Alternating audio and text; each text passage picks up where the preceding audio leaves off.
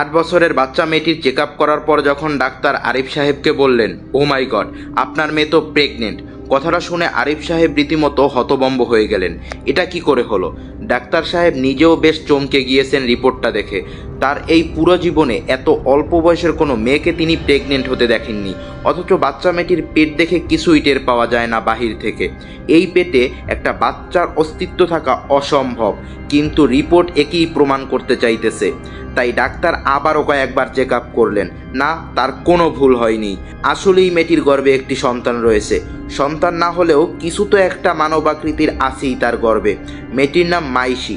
মাইশির বাবা আরিফ সাহেব ডাক্তারের কথা শুনে বেশ কিছুক্ষণ হতভম্ব হয়ে বসে রইলেন। মাইশি 3-4 দিন ধরে বেশ অসুস্থ হয়ে পড়ছিল। কোনো খাবার মুখে দিচ্ছিল না। কিছুক্ষণ পর পর অজ্ঞান হয়ে যাচ্ছিল, শরীর দুর্বল হয়ে যায়। তাই আরিফ সাহেব তাকে নিয়ে হাসপাতালে ছুটে আসেন। যদিও সমস্যাটা অনেক বছর ধরেই মাইশির সাথে ঘটছে, আর ডাক্তার কি আজব কথা বলছে। তাই আরিফ সাহেব বেশ উত্তেজিত হয়ে ডাক্তারকে বলতে লাগলেন, আপনি কি পাগল হয়ে গেছেন ডাক্তার? এইটুকু বাচ্চা মেয়ে সম্পর্কে এমন অদ্ভুত কথা বলতে আপনার মুখে বাজলো না? এর চেহারা দেখে আপনার কি মনে হয় এর গর্ভে এত বড় সন্তান থাকবে? আর থাকলে তা শরীরের বাহিরের অংশ জানান দিবে না? ডাক্তার সাহেব মুখ গোমরা করে রইলেন। এর উত্তর তার কাছেও নেই। এমন অদ্ভুত ব্যাপার তিনি এর আগে কখনোই দেখেননি বা শোনেননি। সন্তান ধারণের ক্ষমতার জন্য মেয়েদের একটা নির্দিষ্ট বয়স রয়েছে, যেটা 12 এর উপরে, কিন্তু মেয়েটার বয়স মাত্র 8। তিনি নির্বাক। আরিফ সাহেবও বেশ রেগে উত্তেজিত হয়ে হাসপাতাল ত্যাগ করলেন।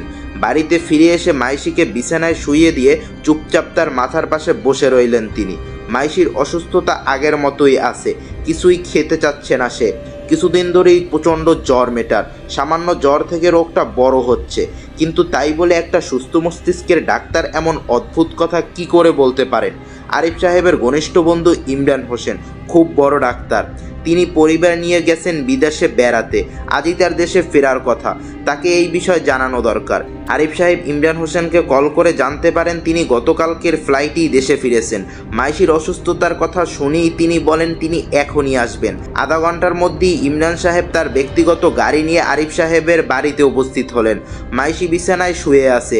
ইমরান কিছুক্ষণ মাইশিকে পরীক্ষা করে বললেন, তেমন কিছু তো হয়নি, সামান্য জ্বর আর শরীরটা দুর্বল, কয়েকটা ভিটামিন খাওয়াতে হবে। এছাড়া ভালো কিছু খাবার খাওয়ালেই সে সুস্থ হয়ে যাবে। আরিফ সাহেব ডাক্তার ইমরানকে নিয়ে মাইশির ঘর থেকে বের হলেন। ইমরানকে চেক আপ করার পর সেই ডাক্তারের বলা কথাগুলো সব খুলে বললেন। ইমরান কথা শুনে হতভম্ব হয়ে বড় বড় চোখ করে আরিফ সাহেবের দিকে তাকিয়ে রইলেন। বেশ রেগেই বললেন, কোন ছাগল এমনটা বলেছে? এই বাচ্চা মেয়েকে নিয়ে এই ধরনের রসিকতা কোনোভাবেই মেনে নেওয়া যায় না। আরিফ সাহেব ডাক্তারের নাম বলতেই ইমরান বেশ অবাক হয়। এই ডাক্তার তার চেয়েও সিনিয়র এবং তাকে সে খুব ভালো করেই চেনে, এবং শহরে বেশ খ্যাতিও রয়েছে তার। তিনি অকারণে এরকম অদ্ভুত কথা কখনোই বলবেন না। ইমরান আরিফ সাহেবের বাড়ি থেকে বের হয়ে গাড়ি নিয়ে সোজা চলে গেলেন ডাক্তার ইলিয়াসের চেম্বারে, যেখানে মাইশিকে চেক আপ করা হয়েছিল। তার কাছ থেকে মাইশি সম্পর্কে সব কিছু জানতে চাইলেন ইমরান। ডাক্তার ইলিয়াস তাকে মাইশির সমস্ত রিপোর্ট দেখালেন। ইমরান রিপোর্টটা দেখে পুরোপুরি হতভম্ব হয়ে গেলেন। রিপোর্টে মাইশির গর্ভে স্পষ্ট একটা বাচ্চার অস্তিত্ব দেখা যাচ্ছে। সাধারণত মাতৃগর্ভে বাচ্চার বয়স 24 থেকে 26 সপ্তাহ হলে এমন আকৃতি হয়। ইমরান বিস্ময় ভরা কণ্ঠে ইলিয়াসকে বলল, ও মাই গড, একটা 8 বছরের বাচ্চার গর্ভে এত বড় একটা বাচ্চার অস্তিত্ব কি করে থাকতে পারে? এছাড়া মেয়েটাকে আমি মাত্র পরীক্ষা করে এলাম, তার শরীর দেখতে একেবারেই স্বাভাবিক। আমিও কিছু বুঝতে পারছি না। এরকম বিরল কেস আমি এর আগে কখনো দেখিনি। এটা কি টিউমার হতে পারে না? এত বড় একটা টিউমার হলে শরীরের বাইরে তা অবশ্যই জানান দিত। মেয়েটাকে বাহির থেকে দেখতে তো স্বাভাবিক লাগে, তার কোনো বড় ধরনের রোগ থাকলেও বোঝার উপায় নেই। কিন্তু আপনি হঠাৎ এত কিছু বাদ দিয়ে মেয়েটার পেট চেক আপ করতে কেন গেলেন? আমি বোঝাতে চাচ্ছি, আপনার কেন মনে হলো মেয়েটার পেটে কোনো রোগ থাকতে পারে? আসলে আমি মেয়েটাকে স্বাভাবিকভাবেই চেক আপ করছিলাম। মেয়েটা প্রচণ্ড জ্বরে একটা ঘোরের মধ্যে ছিল। হঠাৎ সে ঘোরের মধ্যেই বলতে শুরু করলো তার পেটের ভিতর থেকে নাকি অনেক দিন ধরেই কিছু একটা প্রচণ্ড আঘাত করে তাকে খুঁচায়। আমি বেশ অবাক হলাম, কৌতূহলবশতই চেক আপ করলাম, আর এইরকম অদ্ভুত একটা জিনিস আবিষ্কার করলাম। ডাক্তার ইলিয়াস এবং ডাক্তার ইমরান বেশ কিছুক্ষণ নীরবভাবে বসে রইলেন। এরপর ডাক্তার ইলিয়াস ইমরানের কাছে মাইশির পরিবার সম্পর্কে জানতে চাইলেন এবং তিনি কি করে আরিফ সাহেবকে চিনেন তাও জানতে চাইলেন। ইমরান এবার বেশ উত্তেজনার সাথেই বলতে আরম্ভ করলেন, আরিফ আমার কলেজের বন্ধু, সেখান থেকেই তার সাথে আমার গভীর বন্ধুত্ব। আরিফ 22 বছর বয়সী শাম্মী নামের একটা মেয়েকে বিয়ে করে। তাদের বিয়ের পর 8 বছর কোনো সন্তান হয় না। শাম্মী বা আরিফ কেউ হয়তো বা বন্দা ছিল, তবে এ বিষয়ে আরিফ আমাকে কিছুই বলেনি। একটা বাচ্চা সন্তানের জন্য যে তাদের মধ্যে কত হাহাকার ছিল তা বেশ বুঝতে পারতাম আমি কয়েকবার বললাম চেক আপ করাতে। বর্তমানে চিকিৎসা বিজ্ঞান অনেক এগিয়েছে, কিন্তু আরিফ আমাকে এড়িয়ে যেত। সে যে অন্য কোথাও আমাকে না জানিয়ে চেক আপ করতো তা আমি টের পেয়েছিলাম, তাই আর এই বিষয়ে বেশি ঘাটাতাম না আমি। বিয়ের 9 বছরের মাথায় মাইশির জন্ম হয়। তারপর তাদের সংসার বেশ আনন্দের সাথেই কাটতে থাকে। মাইশির বয়স যখন 3, তখন শাম্মীর গর্ভে আরেকটি সন্তান আসে, কিন্তু সেই সন্তান আর পৃথিবীর আলো দেখতে পারেনি। বাচ্চার বয়স যখন 6 মাস, তখন হঠাৎ একদিন শাম্মী আত্মহত্যা করে। আত্মহত্যার কথা শুনে ডাক্তার ইলিয়াস বেশ চমকে উঠলেন। বিস্মিত কণ্ঠে বললেন, গর্ভাবস্থায় আত্মহত্যা করলেন কেন তিনি? ইমরান কিছুটা শান্তস্বরে উত্তর দিল, সেটা আমিও জানি না। এ বিষয়ে আমি আরিফকে কিছুই কখনো জিজ্ঞেস করিনি, সেও কিছু বলেনি কখনো। শাম্মী কোনো আত্মহত্যা নোট রেখে যায়নি, তার লাশটা সিলিংয়ে ঝুলেছিল। পুলিশ সন্দেহ করে আরিফ তাকে শ্বাসরোধ করে মেরেছে। আরিফকে তারা ধরেও নিয়ে যায়। কয়েক সপ্তাহ পর এমনিতেই ছেড়ে দেয় তাকে। আরিফের স্ত্রীর এই অস্বাভাবিক মৃত্যুতে তার বন্ধুবান্ধব, আত্মীয় স্বজন সবাই তাকে ঘাটাতে থাকে।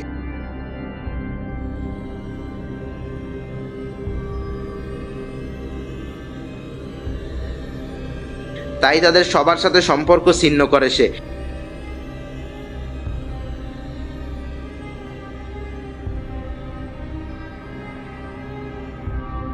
একমাত্র আমি এ বিষয়ে তার কাছে কিছু জানতে চাইতাম না, তাই এখনও তার সাথে আমার ভালো বন্ধুত্ব রয়েছে।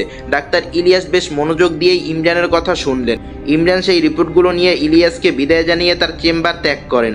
এ বিষয়ে যে কোনো সহায়তা লাগলে ডাক্তার ইলিয়াস তাকে সহায়তা করবেন, এ বিষয়ে ইমরানকে তিনি আশ্বস্ত করেন। ডাক্তার ইমরান তার চেম্বারে ফিরে আসেন।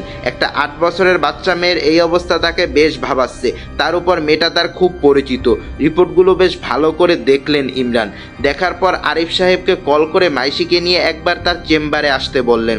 আরিফ সাহেব এবং মাইশি ডাক্তার ইমরানের চেম্বারে আসলেন। ইমরান আরিফকে বসিয়ে রেখে মাইশিকে নিয়ে গেলেন চেক আপের জন্য। মাইশিকে চেক আপ রুমে নিয়ে গিয়ে তার কাছ হতে জানতে চান, আচ্ছা মা মাইশি, তোমার পেটে কি কোনো রকম যন্ত্রণা হয়? মাইশি শান্তস্বরে উত্তর দিল, মাঝে মধ্যে খুব যন্ত্রণা হয়।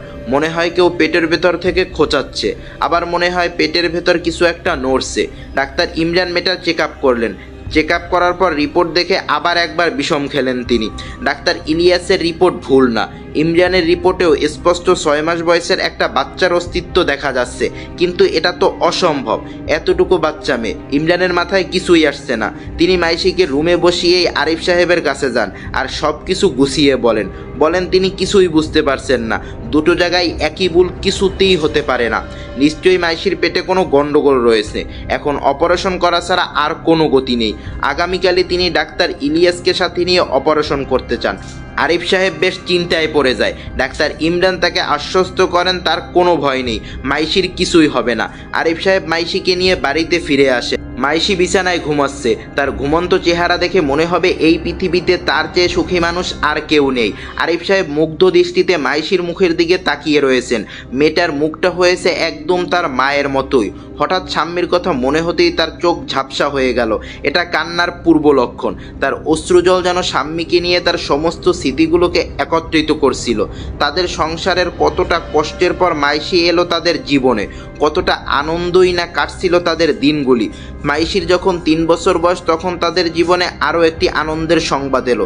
শাম্মী আবার মা হতে চলছে। আরিফ সাহেবের আনন্দ দেখে কে, কিন্তু এই সংবাদের পর থেকেই যেন তাদের সংসারে অন্ধকার নেমে এলো। শাম্মী কেমন গম্ভীর হয়ে গেল। হঠাৎ মাঝরাতে দুঃস্বপ্ন দেখে চেঁচিয়ে উঠত। হঠাৎ একদিন আরিফ সাহেবকে শাম্মী বলছিল, চলো না, আমাদের একটা তো মেয়ে আছেই, আর একটা সন্তানের কি প্রয়োজন? গর্ভের যে আছে তাকে গর্ভপাত করে ফেলি। কথাটা শুনে আরিফ চমকে উঠেছিল। শাম্মীর কাছ থেকে এমন কোনো কথা তিনি আশাই করেননি কখনো। শাম্মীকে বেশ বকলেন তিনি। গর্ভের সন্তানকে নিয়ে শাম্মীর দুশ্চিন্তা যেন বেড়েই চলছিল।